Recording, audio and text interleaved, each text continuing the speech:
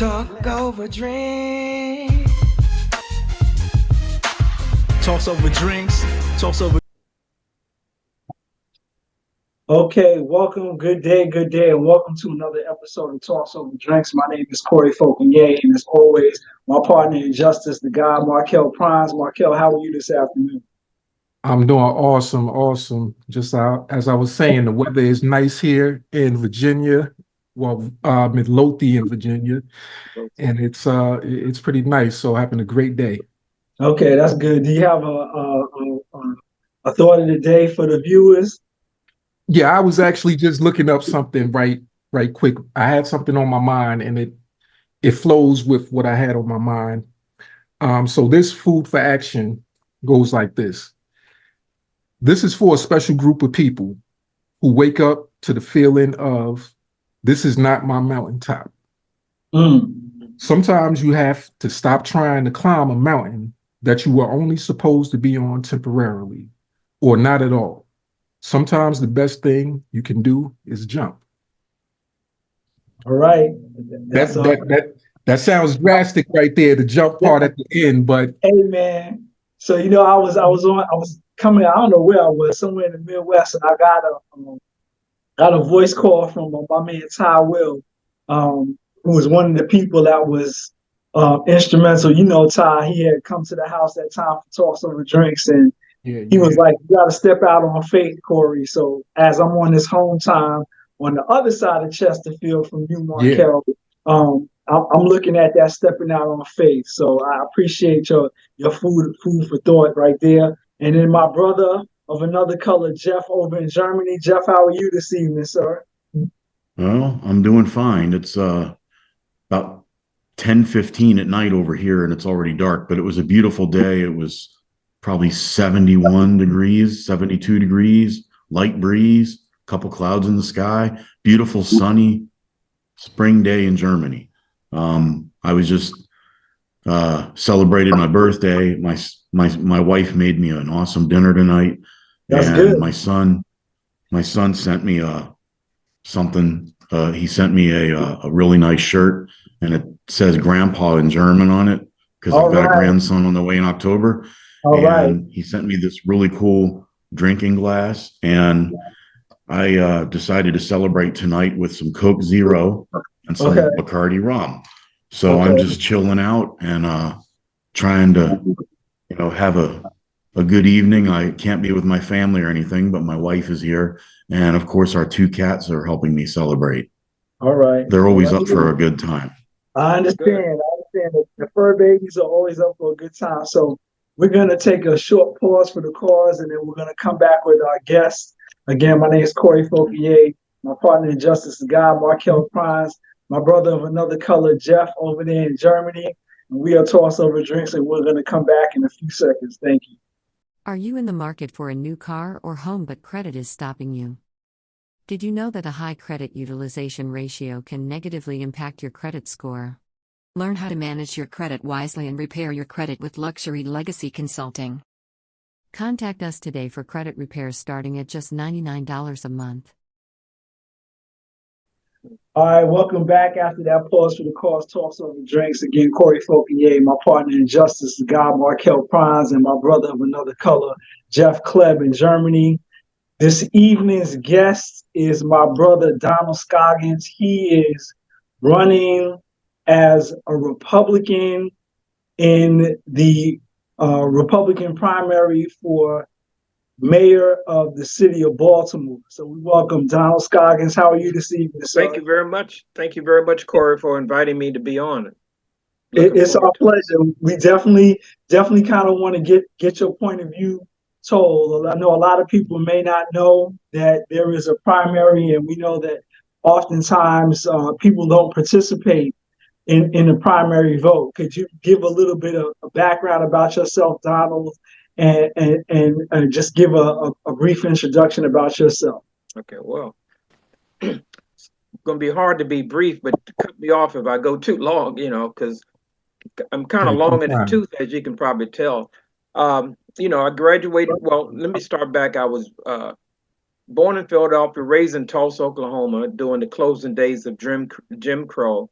my dad was an electrical contractor out there, so I had a chance to experience what he had to go through with his electrical business. He was an electrician in Tulsa, and he wired a lot of homes and churches and businesses in the Black community. So that was a heady, pretty. Looking back on it, it was a pretty fortunate time because the Black community was fairly, very well cohesive. And I guess because of segregation, the people were more unified, and they traded, especially the small business people. They traded within each other, and so it was a different time than it is today. Then I left Tulsa when I was about 13, and then I went to a military school outside of Richmond called St. Emma Military Academy, located, it's no longer in existence, but it was located in Powhatan, Virginia.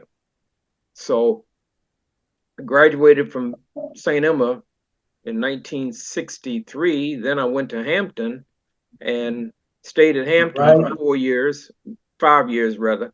It was a 5-year major. I was in architecture. So when I left Hampton, went to Pittsburgh, University of Pittsburgh, got my master's degree in urban regional planning. And because I was in ROTC at Hampton, I got a 2-year deferment before going into the military to complete that obligation. So I did that in 1970. I got my master's degree and went into the military in 1970. And I was stationed at Fort Sill, Oklahoma.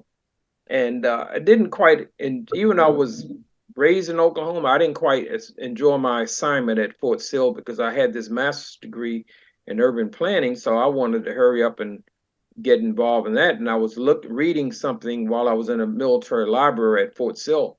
They had this unit over in Vietnam that was working with the civilian government to revitalize their city planning department. So I got in touch with the people who were dealing with that, and I was able to get orders to go to Vietnam. So I volunteered to go to Vietnam to get to work on that assignment, and I became the housing advisor to the mayor of Da Nang. That was pretty interesting because what we were doing, we were coming up with ways to transfer the barracks, because that was the closing days of the war. So we were developing policies to transfer the barracks over to the civilian government.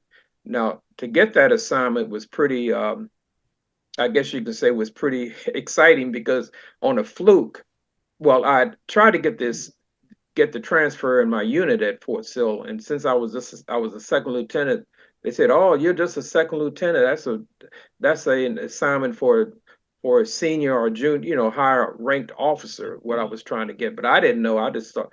So anyway, being the person I am, I sent a letter to General William Westmoreland at the Pentagon and told him that I wanted that assignment. I couldn't get I went into the rendition as to how I didn't get it. So 2 weeks later, I got a call from the Pentagon, not knowing what it was all about. But long story short, I was able to get that assignment. So I went to Vietnam, did that for about 7 months, and then I came back because they were cutting service members because they were reducing the war. Yeah, we're winding down the war. Nixon was getting ready to run for re-election, so they wound down the war, and I was able to get an early out. So I came to when I got discharged, I wanted to hurry up and get involved in urban and regional planning because that was during the time or right after the time when they had the civil disturbances. I guess you all weren't around when that happened, I don't think. In the 60s, maybe Jeff was, I don't know. I don't know if Jeff could have been a little boy during that time. But Yep. But they had a lot of the civil disturbances in this right after Martin Luther King got assassinated. And matter of fact, he was supposed to be my baccalaureate speaker at Hampton when I graduated in 60, but he got assassinated 2 weeks before. So after 2 weeks before graduation, he got assassinated. So going back to when I left Vietnam, my idea was to become an urban planner.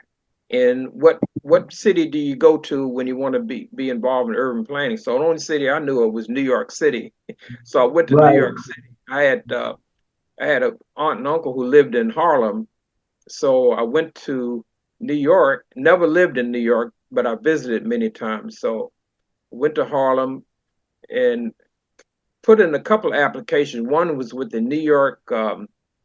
They had a New York planning. Something was going on with the New York Planning Development Corporation, and then with Urban League had a urban planning unit. So, but while I put in an application, I must have spent about 2 or 3 days there, and I said to myself, "Oh, I don't think I could take New York. This is too much." Because I had actually was raised in Oklahoma, which is kind of a small town type atmosphere, and I just thought that was a little bit Right.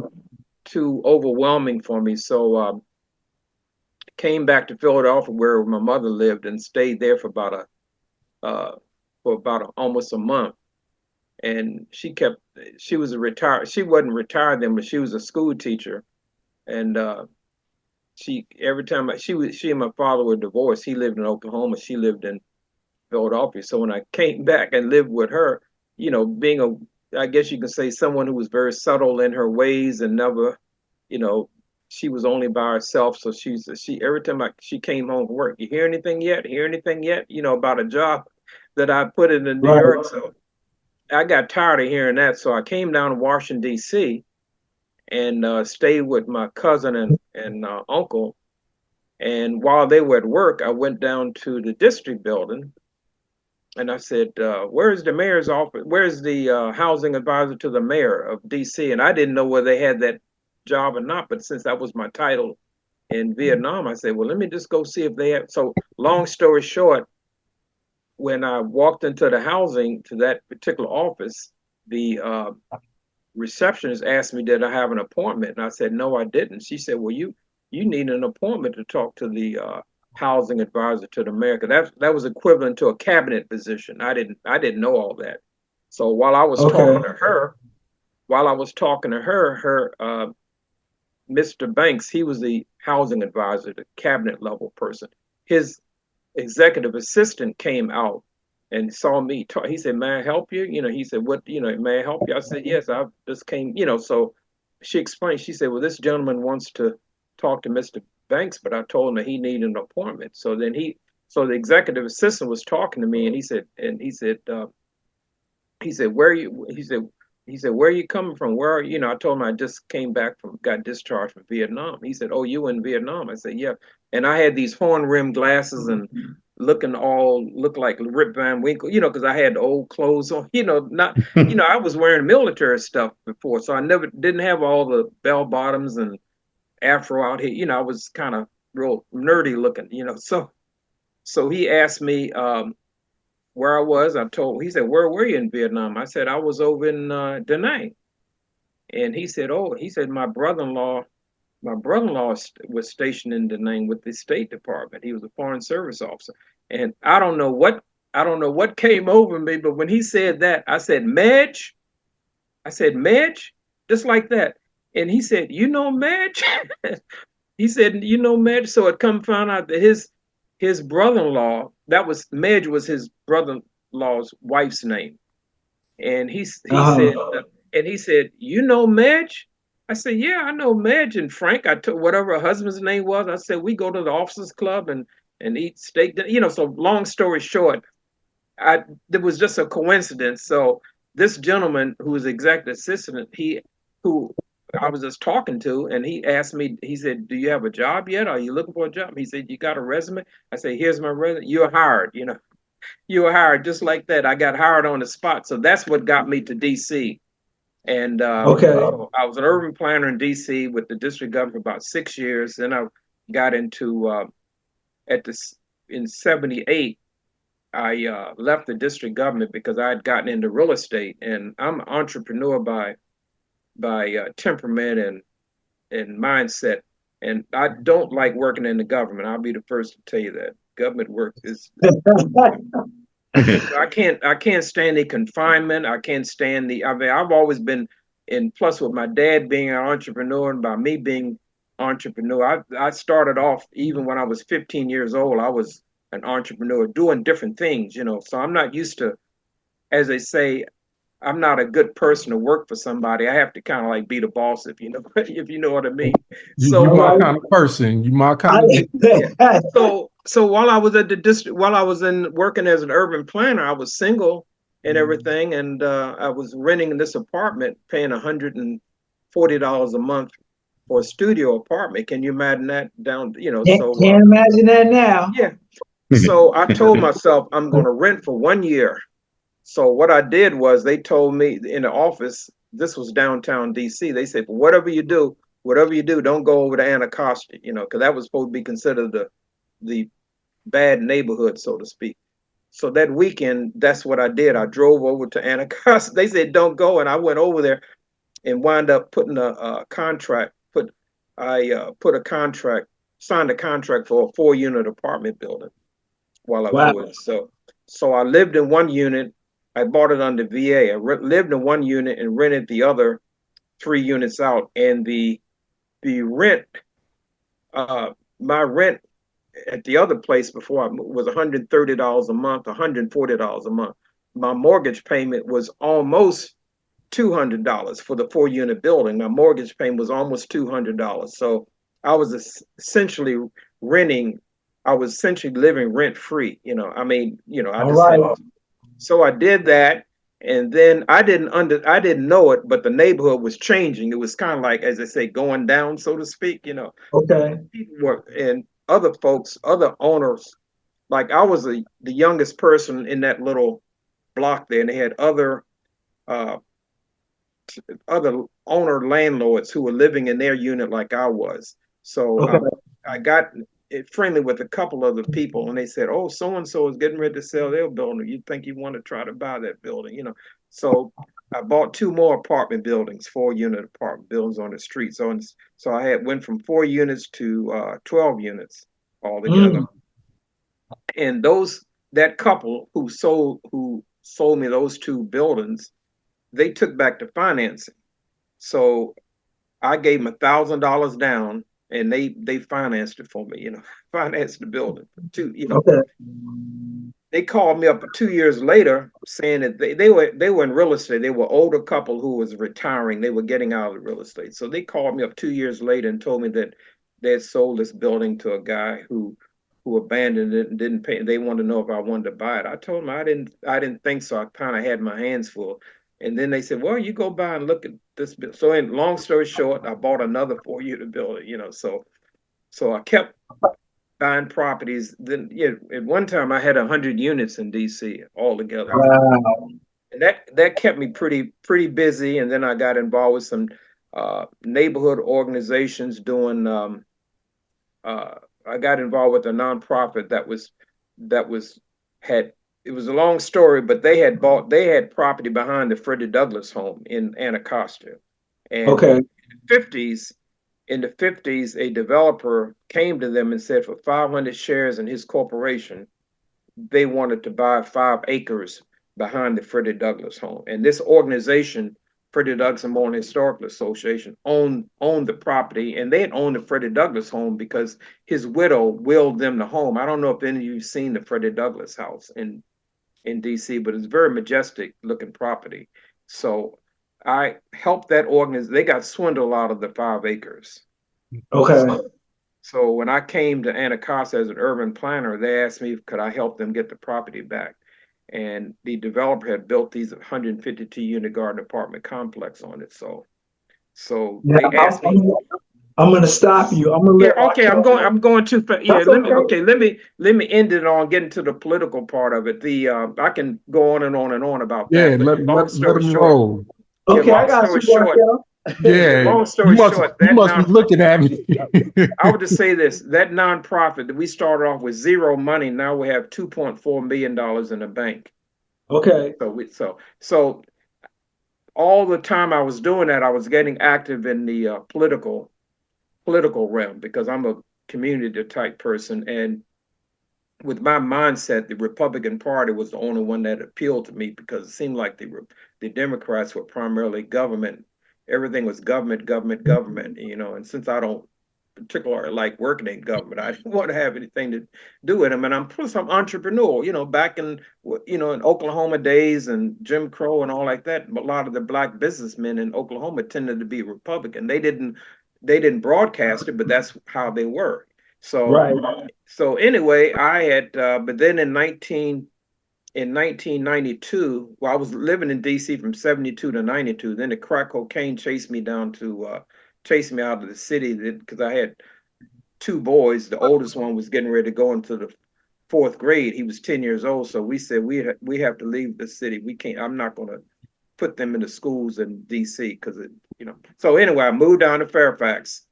And so that was my entree being in Virginia. And like me, I'm not a person who can just be home. So I got involved with the Republican Party in Virginia and got very active with them.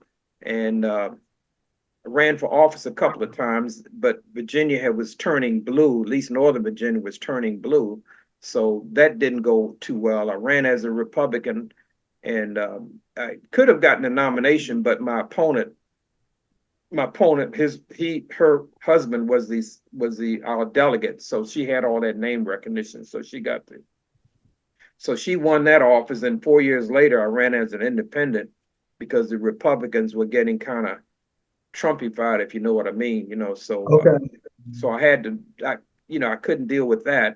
So long story short, going into the Baltimore situation, my mother had during those years, my mother had was getting older and all, so she came to live with us when she turned 96 years old. She was living on her own until she was 96. Then she came to live with us because I saw that she needed some help. So that kind of grounded me from being involved politically. So she lived to be 102. She lived to 102. Wow. Amen. So when she passed, that kind of freed me. I mean, not that I wanted her to pass, but it just kind of freed me up to do certain things. So then my fraternity, I couldn't deal with the GOP because of the Trumpiness of it. So I went to Baltimore to try to get my fraternity involved in doing some redevelopment work over there. And that was a little heavy lifting for them because Baltimore, I don't know if any of you all know about Baltimore, but it's not the easiest place to do work in because it's so, I don't know. Are you familiar with the Markel, Baltimore a little bit? I have not a lot of experience out there. I've never really visited the city, but through different connections and I guess you would say investigations of the sort, I've heard a lot of stories about things that go down. Right. And so I'm the kind of person, if someone tells me not to do something, then I do it, you know. I'm kind of like that. I'm a contrarian, you know, contrarian. So when things are hard to do, then that gives me a challenge. So the fraternity, the plans didn't go well with the fraternity doing it because they had a lot of machinations you have to go through and this, that, and the other. And I'm kind of a let's get it done right quick type of person, you know. So that didn't work out. But I had already gotten interested in doing some development type work myself. So I started digging into the local government about, I heard all about you can't do this, you can't, everything was because of the corruption and the people and blah, blah, blah, and this, that, and the other. So then I was meeting people in the community, and really by me being an urban planner and architect, I just loved the houses. Everything that people was talking about, how bad all the boarded up houses and built, I saw those opportunities. Right. So I wanted to get involved in that. And then I really didn't give it any consideration to running for office until I started talking to people. And I said, we can do, this can be done and that can be done. Why don't we do, I said, everybody else was poo-pooing stuff. And I said, well, why don't we do this? Why don't we try to do that? And then one thing led to the next. And some people say, well, why don't you run for office here in Baltimore? Why don't you run for office? I said, no, I really didn't encourage it until I started looking at the kids. I tell you what, the three of you all, if you went to Baltimore today in the hood part, I would say the most tragic thing I've ever seen in my life is the neglect of the kids. Okay. Yes, sir. The school system hasn't delivered. I can talk about the boarded up houses. The school system has been dysfunctional for going on 2 generations. The kids the kids that are out there today, they're bright as I don't know what, but they just don't have the, I would say, Opportunity. Direction. yeah, there you go. I'm trying to find a nice comprehensive word to use, but they don't have the direction nor the inclination to wanting to go into something more academic, to be like a doctor, lawyer, math, or the STEM or whatever. These young people want to get involved in something where they can make some money right away, do something right away. And the best way to get in that frame to do something is be involved in the trades. And they took all the trades out of the school. I don't know if you all had trades in the school, but when I was in high school, they had the trades, and that was it was just natural as going to an English class. You had a trade to go to. You picked electricity, plumbing, woodwork, HVAC, all these types of ironworks. They took all that out of the school. So the young people are not interested in what you have there. So obviously, and then with the crack, with the crime and everything, it's just the guns and all. So I said to myself, I cannot be involved in Baltimore trying to deal with fixing up houses and things when you got people that are so broken, if you know what I mean. Wow, I got you. We can't solve the crime problem without addressing what happened, and it's the breakdown of the family. It's the in poverty.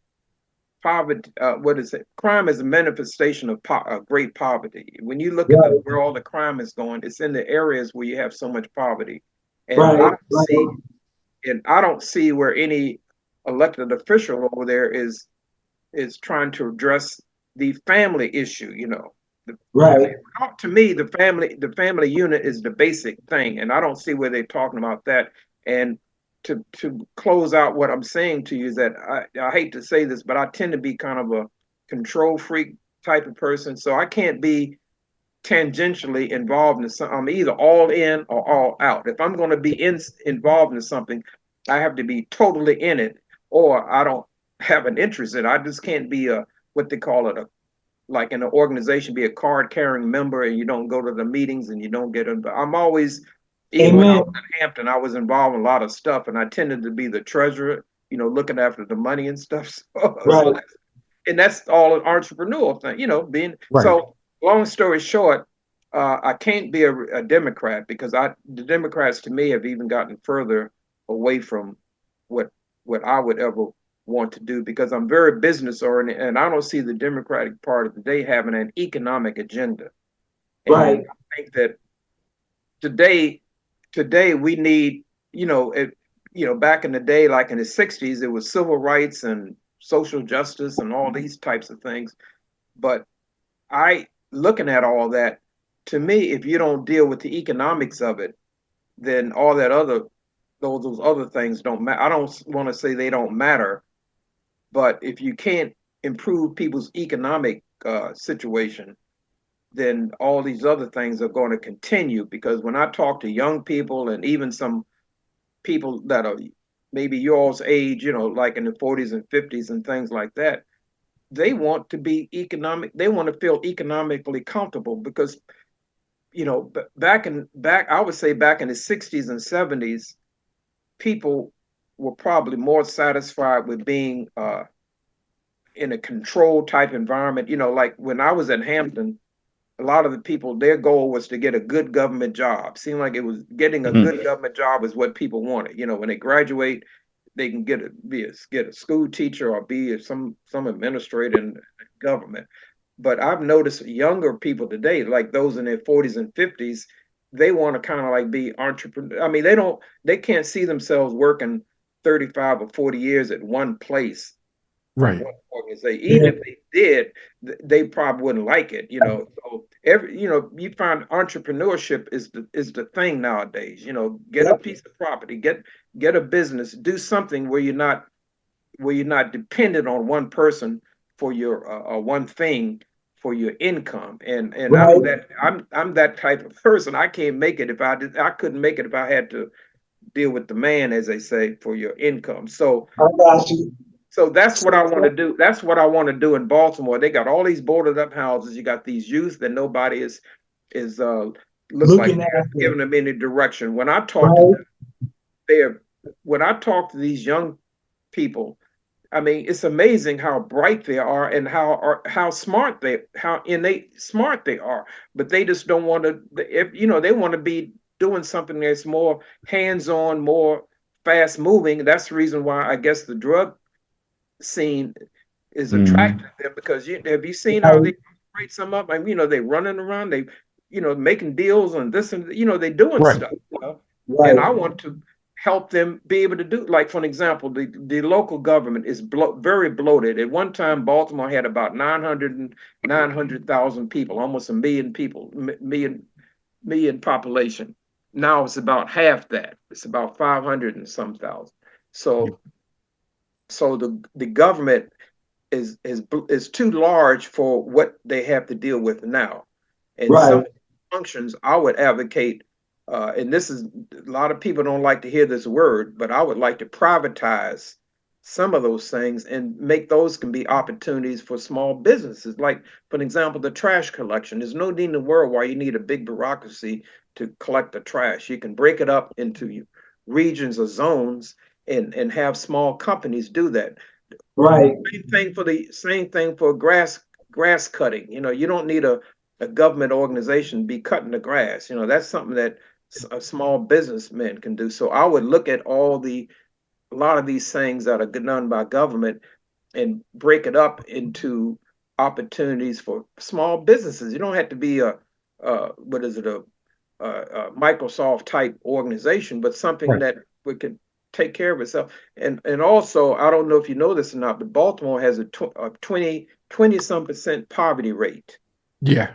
And usually the average, what's considered somewhat acceptable, at least the norm, is maybe around 9 or 10%. Right. Well, Baltimore has 20 some percent. And I think that if we can come up with a way to provide a job category within the government that can apply to some of the people who are right now on getting social services, if we can put some of those people into entry level type jobs, we can Right. immediately reduce the poverty rate. And also, I'm going to come up with a way, and people may not like this, but I'm going to try to do it. Come up with ways to strengthen the family. Bring mothers and fathers together. I'm not even going to get into whether they married or not. If it was up to me, they'd be married. But that's another. I mean, that's another thing. But Yeah. I think that I understand. if mothers and fathers can get together and be in the home, because I've always felt that an intact family is the best social policy you can have out there. You're right. You know what I mean? Mothers Absolutely. don't have to be trying to be fathers, raising boys and everything, which a lot of them can't do, because some of the and then you have babies having babies, so So we so just I'm gonna stop you right there you because stop me, because I can go on. I can go, I could go on for Man, nothing. I know I'll I let see you ask me Markel. questions. I I see Markel nodding and smiling, so I'm gonna man, defer and let him ask the first question because he's smiling. And I told you yesterday when we spoke by phone, Don, I said when you start talking about economics and small business, I know Markel is definitely going to be ready to have a question. So Markel, I'm gonna yield. man, I don't even know where to begin. I don't even know where to begin from let's say 20, 30 minutes ago, whenever we started. I wanted you to take me on a journey, as I often want all of our guests that's in politics, that come on here to tell us about what they want to do, why they're running for whatever position, what they're going to do, what plans they have. I look for everybody to take me on that journey. And without me saying anything, you took me on that journey. It's crazy. Right now, it feels like you jumped inside of my head and extrapolated all of the thoughts that I've had. The things that I think about on a regular basis, but haven't had all the experiences that you've had, but thinking about it on those type of levels. And I think about it to myself, I'm like, man, if I was to move somewhere and I knew you were going to be in charge, if I had places to pick, that's where I'm going. That's the type of leadership, if we're speaking about on that type of level, that's what I want to hear from the people that I look to be in leadership. You touched on so many things. The first thing right from the beginning when you were talking about your military experience, and not even just the military experience, but just the social and economic experience that you have. One of the first things in the beginning that I was trying to hold on, I said, let me not forget to ask, but you answered a lot of the questions. I was thinking to myself about your experience from a level of generational, from seeing multiple generations experiencing similar economic issues. Then I took a look at what you said about being in the military, actually going over to another region and seeing the experiences over there. So having the ability to step outside of your environment, take me back to my food for action, taking the leap to make that career for yourself, you gain the experiences that 99% of the population or people don't have. So you're able to formulate reasonable and functionable ideas that I look at as being part of the solution. I will always like to think that I'm an intelligent person, that I wouldn't call myself a genius, but I often think that I have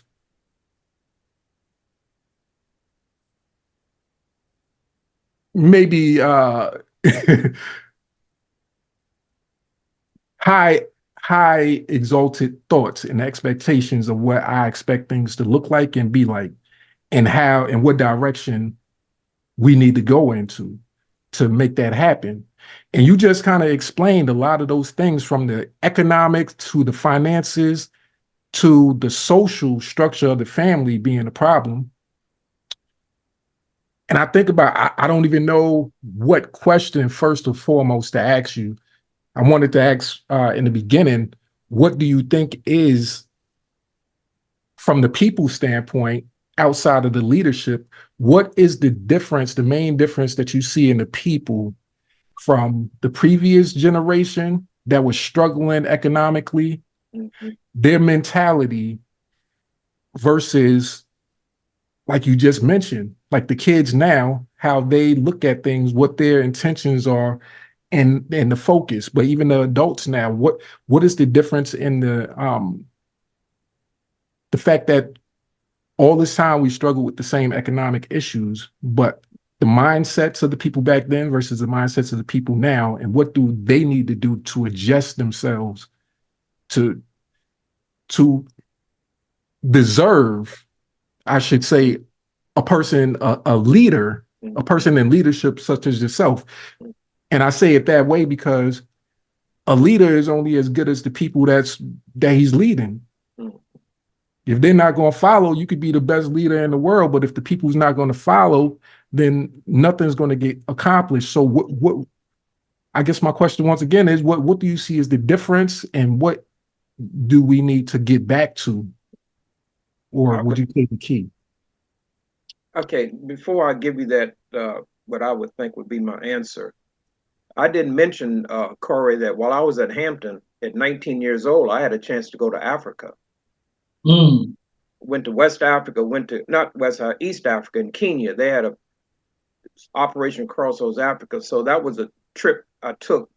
Several other Hamptonians and other students from other universities and schools did that during the summer of 1965. So that was quite an experience too, meeting with some of the African in the villages and all. You know, at 19 years old, that's kind of, looking back on it, that was quite an experience for someone that age, and people ask me.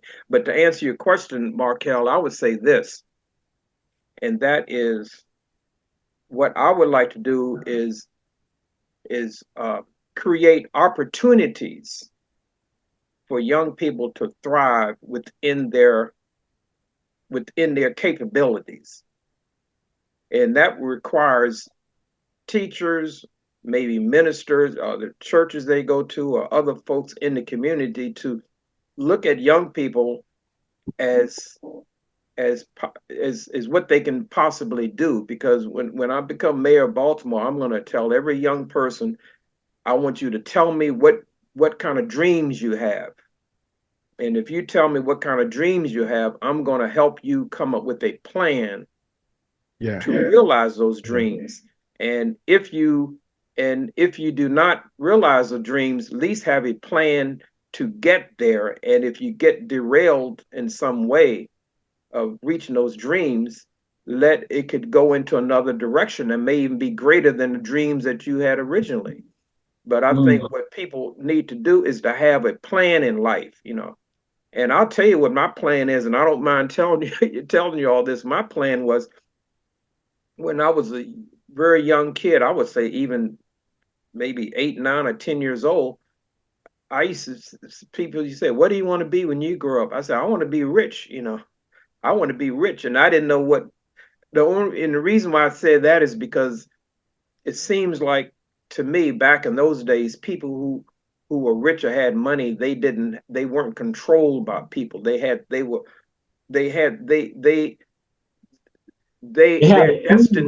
destiny was themselves. They didn't have to depend on other people for whatever they wanted to do, So yeah, absolutely.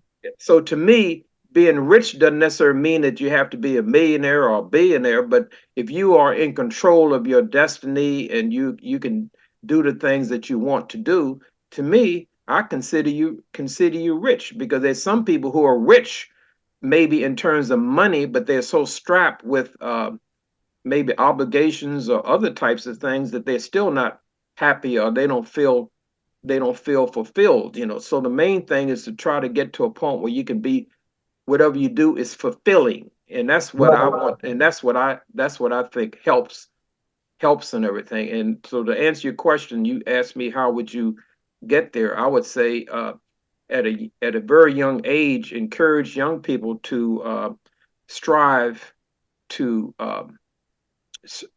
reach their dreams. If they don't have any dreams, help them come up with a way. Because I don't know if you've ever talked to some young people. I've talked to some young people, maybe 13, 14 years old. I ask them, what do they want to be? I don't know.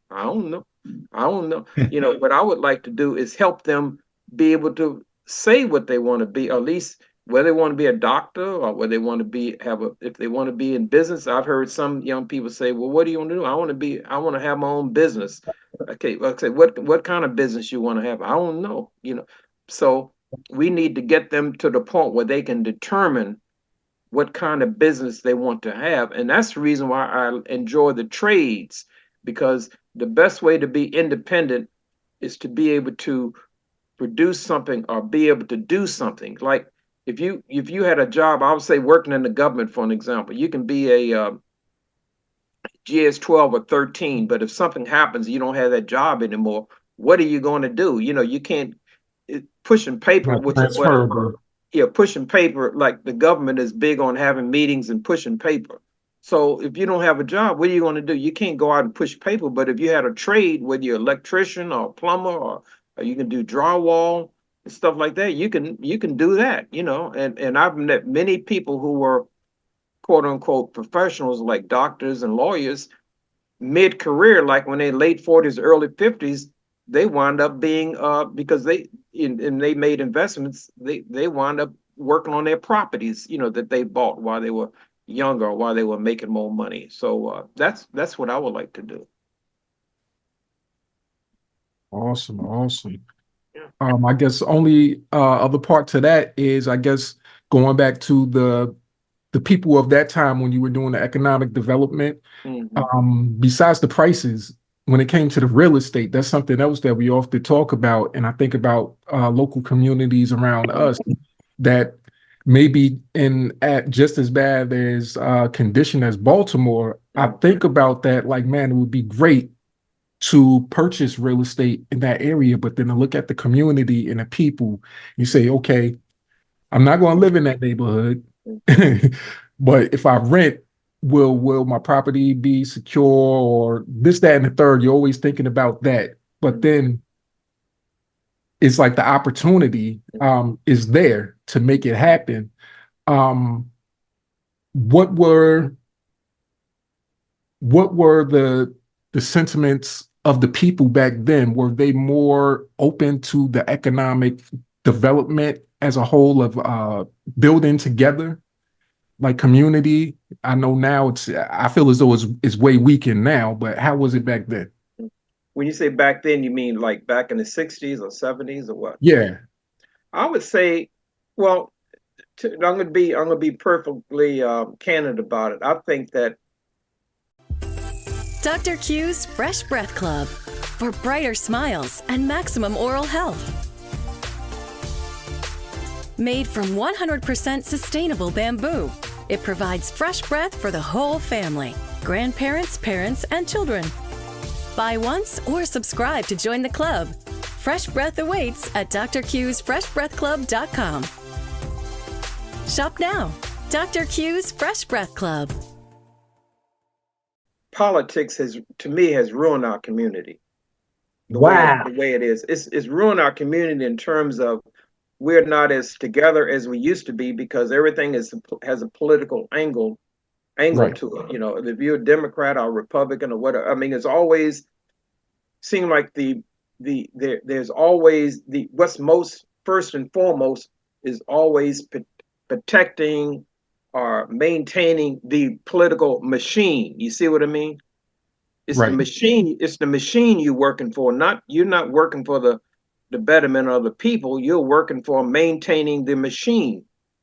And the machine is, I hate to say it, but the machine doesn't really, the way I see it, looking after the people is secondary. The main thing is making sure the machine stays in place because the machine is the one that where all the money is. You see what I mean? Whether it's through the unions or whether it's through the lobbyists or whether it's through business, big, large corporations who can give campaign money to, because running the campaign is very expensive.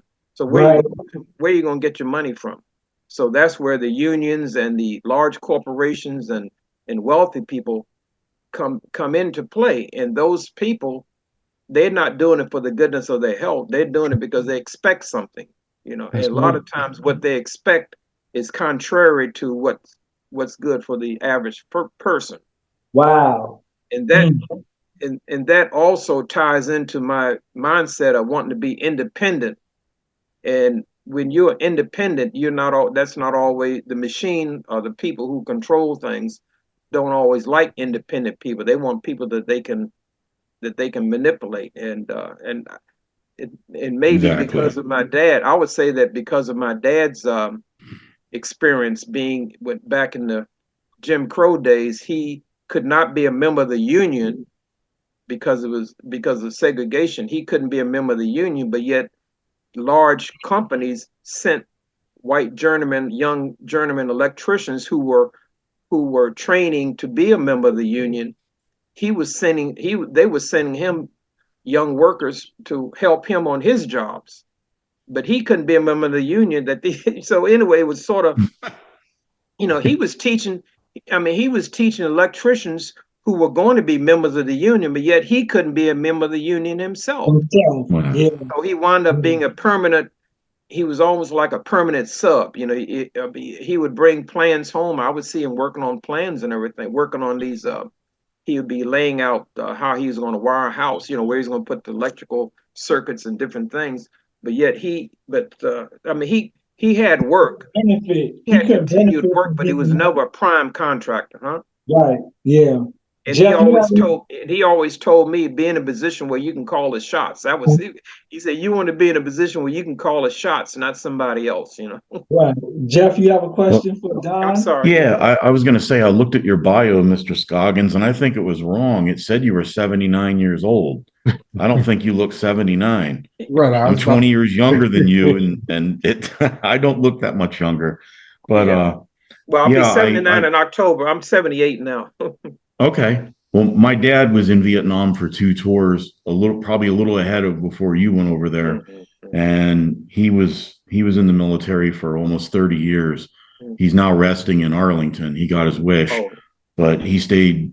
He was a military man all the way, and he went to Vietnam, got wounded. They sent him back, and then he came back over. He was a full colonel mhm, when he retired, but I was in the military as well in the reserves like you were. I went in as a private and got out as a first lieutenant, but I was mhm, never deployed or anything like that. My mhm. wife is a retired lieutenant colonel Good. who now is a GS-15 for the Department of Defense. Mhm, So I'm familiar with the Baltimore area. My cousin lives in Baltimore County, mhm. not this. He always makes sure to go out of his way to tell you he lives in the county and not the city. Right. And my brother lives in Carroll County, Maryland. Mhm, So I've been to Baltimore to the aquarium, the Baltimore block, and the mhm. Inner Harbor. I've been up there. It's been a minute since I've been there, but there's certain places where it's really neat, and then you go one block out of the way, and it's like, whoa, lock your doors. Right. So you were talking about boarded up houses and that urban blight, and you see that, and you just wish, isn't there somebody who can figure out how to make this work? And I think that's where you're coming through in that regard. You're trying to anyway, and I applaud that. I did want to ask you a couple questions. On your website, I looked through it, and it had a lot of general good things. But like on specific issues, do you favor like lowering taxes, allowing more people to have access to their Second Amendment rights so Mhm. that they can defend themselves against criminal attack? Do you propose any type of way of modifying the police to make them more efficient without being an occupation force? And do you have any specific plans to improve the schools? Okay, good. Well, I know I'll that's a answer. lot to throw at you, but Yeah, yeah. I think that I'm going to write this down so I can be more specific on that. I would say the first thing you talked about was well, not the first thing, but I would say that the schools is very important because many of the people leave Baltimore because of the schools. They go into the Mhm. counties and all. And I remember when I lived in DC, I left DC because of many times because of the schools. You can't, I mean, you would like to have a nice home. You can have a nice home in the city and everything, but sending your kid to the local school would be something that you wouldn't necessarily want to have to deal with. So what you do is you move to a jurisdiction where you can get a nice house and also send your child to the to to the local school that's performing in a satisfactory manner. And in the urban areas, you can't always do that. And that's the reason why I was saying that I would change the curriculum in these schools and make it more trade based, something Okay. that will grab the interest of the students more than maybe something on the and I'm not saying I would eliminate the academics, but I would have more. And then when I say trade, even things dealing with chip manufacturing and circuit, a lot of the things that you see that we're having to import from elsewhere, we can make those things over here and get people to be able to make a decent income.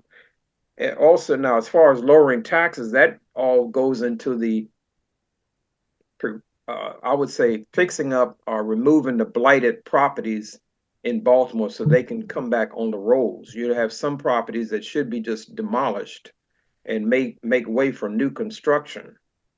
And I think that would bring you have more revenue coming in so you can lower people's taxes. Baltimore has the highest tax rate of any jurisdiction in Maryland, and I've heard that.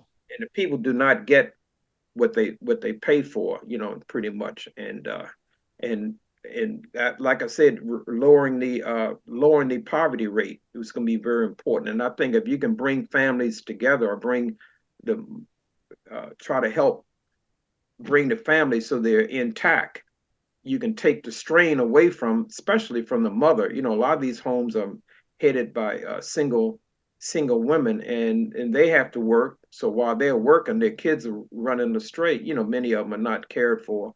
So if we can bring the families together, and I'll tell you like this, I'm of the school that if you have to have what they call it, the man has, if the man, I forget the term to use, but if he's the what's the housemate, a houseman or something like that, taking care of the kids, and the wife is out working, because you may have, in some places it's easier for a woman to get a job than it is for the male to get a job. So if that's the case, then let the father be home and he's helping to deal with the children, and some of them are even better in house cooking and I mean, I don't have a problem with that. It may be, some people may think that's being a, they may think it's something odd. Stay-at-home dad. Yeah. What they call it? Yeah. What do they say? What is it called? A stay-at-home dad. Oh yeah, that's right. Stay home dad. I don't have a problem with that, because I see sometimes there's enough to do around the house Right. that you could do that. Now let's say the man, let's say the man is the dad has a part-time job. Then there's nothing wrong with having a part-time job if you're taking the weight off your partner, so to speak, to have a nice job. And I think that would help. Now, another thing I didn't touch upon, but I think, and this is probably societal in general, I think men and women have to be somewhat more together in terms of their expectations, because I see some women who are single, and many of them are single because they can't find the right mate, so to speak. Oh, he has to be, like the husband. I mean, not husband. I'm not even gonna get into that, but the father or their partner, somebody. Oh, I want someone who's making such and such and such, and this. Like if you're got a good job and you're making what, $50,000-$60,000 a year, they want someone who's making the same thing. Right. But that's not all. That may not be realistic. I mean, if you have a nice partner who can do things and everything, and it can be a good father, I think, to me, that's worth something there than to be wanting someone who has so much material worth. Then you see what I mean, and that can help bond the family. And Right. and from my own experience, I've seen that sometimes, depending on how long you're with somebody. But let's say you're married. I'm just going to look at a married couple. Within their marriage, you may find some periods where the one or the other may be contributing more financially than the other, and there's nothing wrong with that, as long as you're all together and you're taking care of your children and things like that. I don't see anything wrong with that. But in our society, the man always has to be the one who's making so much money. But if you're in a place like Baltimore where the jobs are not there for you to do that, a lot of them are clerical, administrative type jobs that tend to be more applicable for women, then there's nothing wrong with that. So Right. Wow. Well, let me say this to you, Don, and I'll let Jeff and Markel kind of go first. I know we met online, and just in my time in chatting with you, I know that you say historically African Americans really did side more with the Republican Party. I know that when people look at history, when you talk about Democrats, they always say, "Oh, well, the party switched at some point." But looking at what the Republican Party is doing and how it's kind of transformed, what would be your messaging to other Blacks looking at the party, and what would be your messaging to the Republican Party itself? I will tell you that for me, my area of Virginia is run by Republicans. The thing that I can say about the Republican Party is that they always respond to my concerns. They always return my emails. They always return my telephone calls, regardless if I'm in agreement with them or not. They always have the courtesy to get in contact with me. And if the elected official themselves don't get back to me, somebody from their office does. And that's a far cry from writing or calling Democrats. Democrats never call me back. Democrats never want to address the issues. And like myself and Markel, we're small business owners. So as we're trying to cultivate jobs in the county that we live in, and we pay attention to the political things that are going on, is to me it's disheartening as a Black American that politicians look like me, but they're not addressing my issue. They don't want to communicate with me. And as I've said before, I hold Black politicians in a higher regard, because if you're going to tell me that there's racism, then racism shouldn't just affect me and Markel in our businesses. Racism should impact Black people across the board. So when you look at people like Jennifer McClellan and Cory Booker and Mayor Eric Adams, they got to rise through the ranks. So how come, if it's racism, how come racism didn't stop them? So if you're talking to other Black Americans, what would you try to tell them about the Republican Party? Why would you tell them to select you as a candidate and be more at least open to listen to the Republican message? Okay, well, here's where I say, if people when they look at me, I want them to be looking at me for what I am and not necessarily the party. Because if it was up to me, especially at the local level, there wouldn't be you would not run by party. You would just run by as an individual. I think that at the local level, where you have to get things done, it's not party. It should be policy, and it should be the person that that has the responsibility. What do they do? Because Right. I've seen people at the local level who may be a one particular. I don't want to necessarily be pitting one party against another, but I don't think that people should vote for people just because of their party. What does that individual do?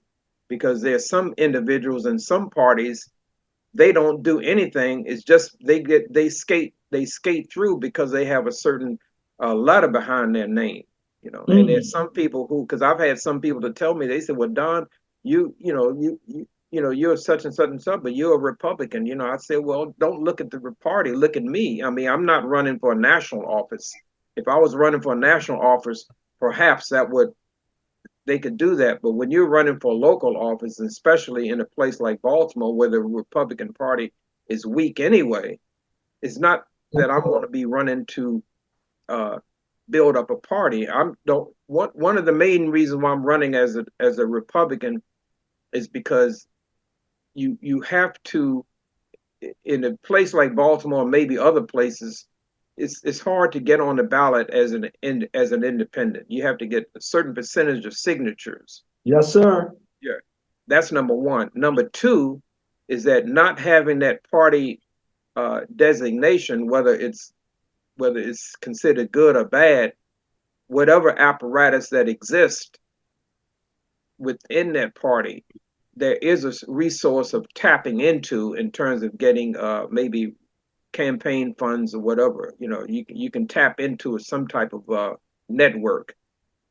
Other than that, I don't really see the need. I really don't see the benefit of a party, because when you run for a party, when you run as a political candidate under a certain banner, sometimes you're expected to toe the line according to what Exactly. that party represents.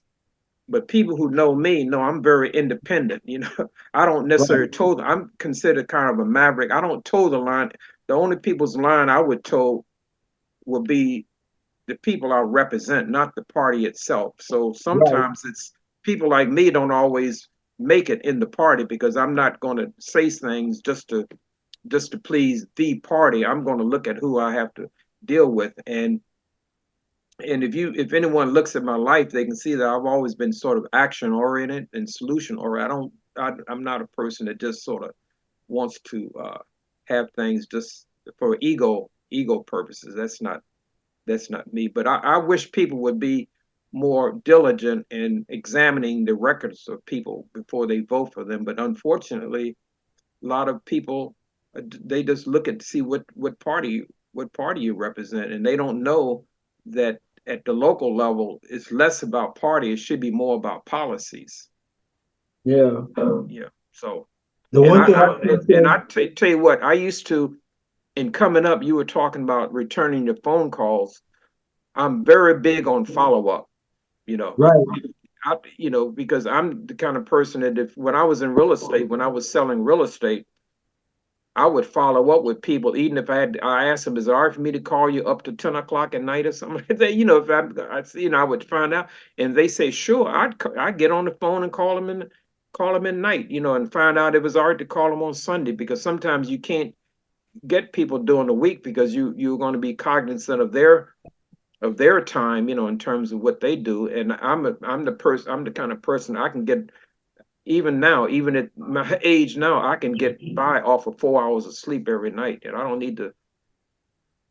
I can't lay in bed and just sort of be there. If I'm thinking about something, I'd rather be up doing it than to be just, so that's just me. I don't know. I got you. So the last question that I think I could think of, I was having lunch with my brother Dominic Carter. He is a author here in the Richmond area. He wrote a book about rapping the word of God.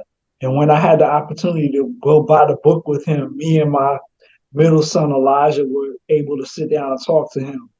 And one of the things that he said was that, getting back to the kind of the breakdown in the family that you were addressing, is that the reason why people rely so much on the government is because churches and nonprofits are not doing the amount of work they need to do in the community in order to make things better.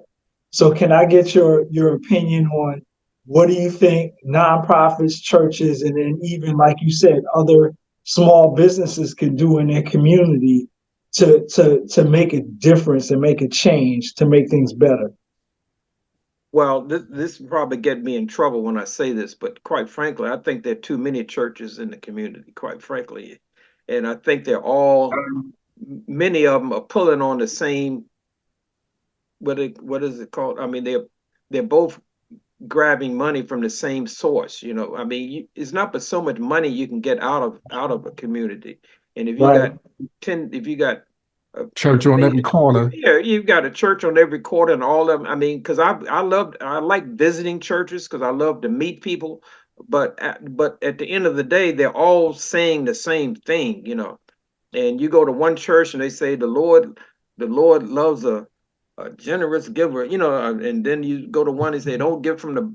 He said, give from the bottom of your. Give from the bottom of your heart, not the top of your purse. But I mean, you hear all these things, and what they are, or you go to one church and say, I don't want to hear when you drop that money in the plate. I don't want to hear it. I don't want to hear it. Put that solid stuff in there. Put that stuff that don't ring. But I'm just saying that everything, not all churches, but a lot of it centers around getting money, and what do? They use the money to maintain some type of edifice, rather than to, I just think getting to your thing about the churches, I don't think they provide the moral persuasion or the moral, to maintain a moral compass that we need, because I don't necessarily think politicians should have to be going around preaching to people about what they should do, morality. That's what the religious institutions should do. And some of these nonprofits, like when I become mayor of Baltimore, I'm going to make sure that the nonprofits have an educational component to it, whereby they're educating people, not just getting nonprofit money as a quasi patronage type thing. You help me get elected, and then your nonprofit to get X amount of money, and so and a lot of times you have these ministers who have nonprofits and everything. So they get the money from on a nonprofit side, and then they use their charismatic personalities to entice people to vote for so and so and so and so. So it's almost like it's a conflict. Yeah. And I think that is something that hasn't done our community any good. So that's my version. That's what I would say about the nonprofit. And the small business. If a small business can hire a youth as an intern or maybe on a work study type thing, I think they should do that. I would love to see if we have trades in the schools. I would love to see small businesses maybe have one or two young students that could be do it work study type of thing, whereby they can just even working for auto mechanic. I went by a small business. There was a auto mechanic store, and he said that they would be willing to have his student come and sort of either shadow them or just do a little work in the office, just help them to do something, and maybe they can get a credit for it or something like that. And maybe they can make a few dollars. They don't have to get what is it, $20 or $15 an hour. Maybe they get $25. I mean, not 25, maybe 12 or maybe $10 an hour or something, and they get some kind of little spending change that they can have. But you just need to be bold and innovative. That's all. Yeah, so I definitely will say, out of all my jobs, if I had learned about truck driving 10 years earlier, I probably would have been a little bit further along in my journey. But I'm going to defer over to Markel. You had an additional question, Markel? Well, I guess just to wrap it up, I just wanted to touch on just the overall thought of value. That's the one word that keeps popping up into my head. A lot of times when we talk about our problems and solutions to our problems, we always look at the solution being from a financial standpoint. We always got to have so much money in order to do this and that. But I don't look at it that way. As an entrepreneur, it's my job to look at problems and find solutions in the best form of fashion. And 9 times out of 10, the solutions that I find for problems is not even money related. It's communication, it's organization, and it's being creative, thinking creatively. And I'm reflecting on what you just said, sir. Just about you laid a roadmap of actionable steps that can be done. You gave value and it didn't come in the form of money. So if we were to put a price tag on what you just said about small businesses implementing this, it doesn't mean that they have to spend anything extra. Nobody has to come out of pocket anymore, but the value. You have the young person learning a skill, being able to, and that just made me think about something I thought about the other day. When a person goes for a job for the first time, they fill out an application and an interview. The person asks them, well, what experience do you have at this? And then the person is like, well, I don't have any experience. This is going to be my first job. And then they're like, well, come back when you have experience. When do the person ever get experience? It's like, how do you get experience if nobody will give you the experience? So that solution that you just offered right there, the value in itself, just to be able to have a young person have the experience and being able to be qualified for a job that they apply to for on a first time basis, be already prepared from school, from learning the skills and not just stepping out, not knowing anything. So the value in that alone, what type of price tag, how many millions of dollars worth of like they say millions of dollars worth of game, how many millions of dollars worth of game was that solution right there? So we have to think about things more so in terms of value, thinking creatively, and stop listening to people that are just selling us dreams without any type of, real solutions, any type of actionable steps. And I'm glad that, just in closing, I'm glad that I was able to be on this call, to be able to be a part of this interview with you. because you've given a lot of helpful information, not just for, and a lot of value, not just for this election purpose, but this right here, I feel as though this conversation is something that should be shared amongst other political figures so they understand the value that we actually need throughout the country as a whole. And I'll end there. Thank you. Well, thank you, Corey, Markel, and Jeff for having me on here. I enjoy, as you can see, I love to talk. You know, sometimes I have to get warmed up, but once I get going, I enjoy doing that. That's okay. Jeff, did you have any additional questions? Yeah, I learned a lot. I'm pretty impressed, and I like your background. And you mentioned Fort Sill. My father went there for his officer basic course when he was in field artillery right after he got out of West Point. That's why I was in field artillery too. Yeah. Yeah, that's what my dad was, and then he later switched to MI. But yeah, you definitely have a good vision for Baltimore. I think you're fighting an uphill battle, but I'm glad you are. You know, if I lived there, I would probably vote for you. But my cousin who lives in Baltimore County, he wouldn't be able to vote for you. Right. Because he's not in the city, and my brother lives in Carroll County. That's out west a little bit. But I know Maryland is kind of a strange state. I know, you know, you've had some good governors and you've had some who aren't so good. You've got a contentious Senate race going on there right now. And I know Maryland is not a big Second Amendment state. I wanted to ask you, are you a big Second Amendment guy? Or are you not, or neutral? Or it's kind of hard if you're for a city office. I get that, because that's a state issue more than a city issue.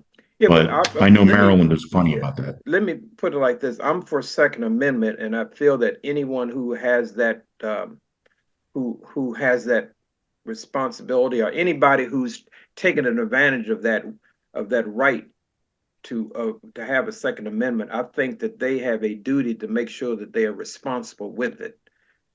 They should make sure we talk about gun control and things like that. I think if you have a weapon, now I put it like this: I don't necessarily think that everybody should be able to go out and get a submachine gun. I don't look at it like that, but I think a person should be able to get a rifle, or maybe even get a pistol, and they should be responsible enough to make sure that it's secured safely in their home or wherever they have it. That it shouldn't be laying on the coffee table or laying on the kitchen counter someplace. I think they should be responsible about where they put that device. So that's why I look at it. And I think that if more people had a weapon, I think that the people who would, the perpetrators, or even the ones who would be willing, who would be more apt to try to shoot somebody, they would probably think second themselves. You know, if they know it's second nature. You know, if you go to some western parts of the country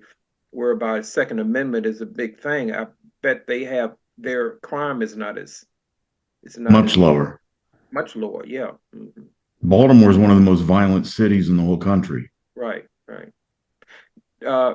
Before we close, tell your cousin and your brother, I think you said they live in the county, if they know Republicans in Baltimore City, they can vote for me in the primary. The primary is on Tuesday.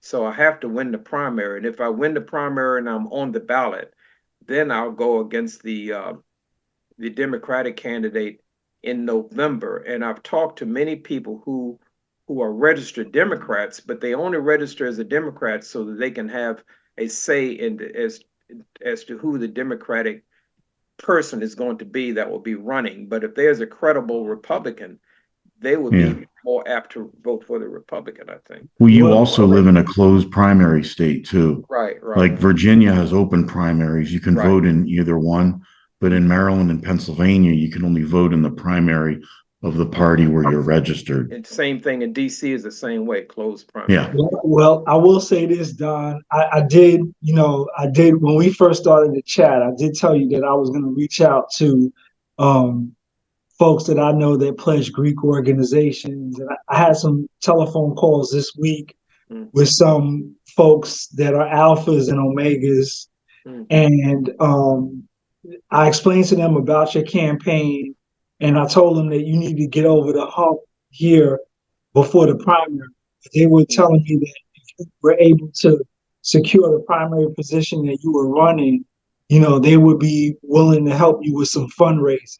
So, again, the reason why we did the show today, and I'm going to get it to Markel so he can edit it and we can broadcast it over the course of the weekend to try to get you some assistance up there in Baltimore, because we believe that you can do the job that needs to be done, but people have to be willing to try to do something a little bit different than what they're used to, and support a moderate Republican. And I could definitely understand your perspective, but Markel, when we edit everything, we'll get your website and everything underneath your picture. But if you could just tell folks what your website is, and your email, and how they can get in contact with you.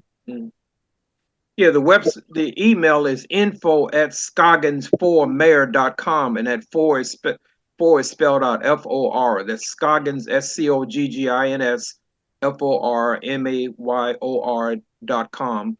And my website is the same, www.scoggins4mayor.com. That's fine. So we'll go ahead and get that splashed. And can I add my phone number too? I don't mind them having that. The phone number is 443-993-2090. Okay. Well, definitely, we definitely appreciate your being with us, and we will definitely. You have an open invitation to return. Okay. Even outside the campaign cycle, because we all understand you have some great ideas for how the community can move forward. Again, my name is Corey Fauconier. This is Toss Over Drinks. My partner in justice, the guy Markel Prines, and my brother of another color, Jeff, over in Germany. And this has been us with Donald Scoggins, mayor candidate for Republican nomination for mayor in the city of Baltimore. We appreciate you all for tuning in to us. And remember, it's never too early or too late for Talks Over Drinks. Cheers, y'all. Donald Scoggins has accomplished a lot in his life. Vietnam War veteran, real estate broker, urban planner. But now he's trying to accomplish something in Baltimore that hasn't happened in 60 years. To be elected mayor as a Republican. And I do think that a Republican can win in Baltimore if I can encourage the people to see that I'm passionate about this, and I think I can make a change. I mean, I can't do any worse than what's been done in the past, I tell you that. The last time a Republican was elected mayor in Baltimore was 1963. Scoggins was 18, studying architecture at Hampton University in Virginia, where he learned the value of a quality education, something he says too many students in Baltimore City are simply not receiving. All I see is a whole bunch of money being wasted. The taxpayers are not getting their money's worth.